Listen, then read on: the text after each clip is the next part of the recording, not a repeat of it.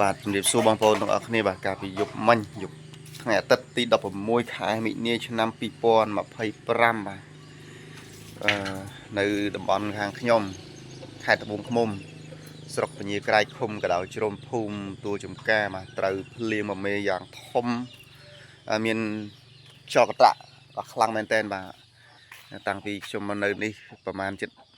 10ឆ្នាំហើយអត់ដែលជួបភ្លៀងធំបែបនេះទេបងប្អូនមានភ្លៀងធ្លាក់ខ្លាំងហើយនឹងខ្យល់កន្ត្រាក់ខ្លាំងមែនតើបាទហើយដែលខ្ញុំមើលព័ត៌មានមើល Facebook គឺមានខ្យល់កន្ត្រាក់ហ្នឹងខ្លាំងស្ទើរតែគ្រប់ខេត្តបងប្អូនហើយជាពិសេសគឺយប់មិញបានបើកមើលនៅខេត្តសៀមរាបបាទមានករណីបាក់មែកឈើមានករណីអ្នកលក់នៅតាមផ្លូវហ្នឹងគឺមានគ្រោះថ្នាក់មួយចំនួនផងបាទហើយយើងមើលថ្ងៃនេះនៅខេត្តដទៃទៀតនឹងទទួលរងនូវផលប៉ះពាល់ពីឥទ្ធិពលខ្យល់កន្ត្រាក់នេះអីខ្លះបាទនឹងទទួលបានព័ត៌មានណាបាទហើយសម្រាប់នៅខាងខ្ញុំនេះគឺព្រលឹមឡើងបាទគឺអីវ៉ាន់រីបាយពេញទឹកពេញដីមកដើមឈើដួលទាំងអស់បងប្អូនដើមឈើដួលដើមដលងហើយមិនដែល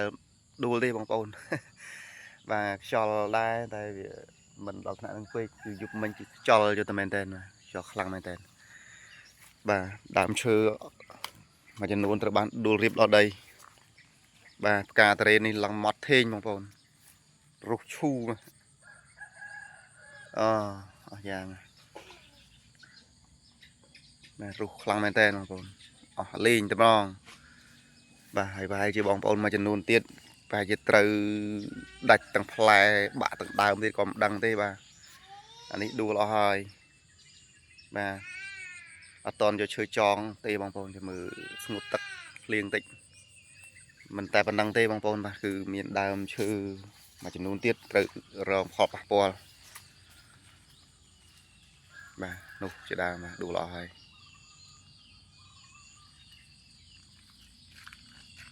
បាទដើមម្ទេសតាមបែបនេះក៏ដួលតិចទីអស់មានសល់អីទេបងប្អូនបាទហើយងាកទៅមើលខោអាវវិញបាទសម្ភារៈដែលយើងយកទុកក្នុងផ្ទះអត់តាន់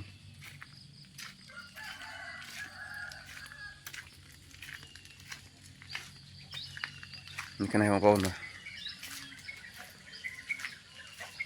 ដាក់នៅខាងក្រោមផ្ទះនេះប៉ុន្តែវាផើតអស់ហើយបាទនេះទៅលើកចេញមកដែរទេបាទផើតឆ្ងាយណាផើតដល់យប់មិញបាទហើយនេះស្មាអាវហ្នឹងអត់ឯងស្នោះហាកអាវហ្នឹងគឺផើតពីមុខផ្ទះទៅដល់ចម្ងាយនោះហើយខោអាវមួយចំនួនមិនទាន់បានត្រូវរើសទេបងប្អូនថតឲ្យបងប្អូនឃើញសិន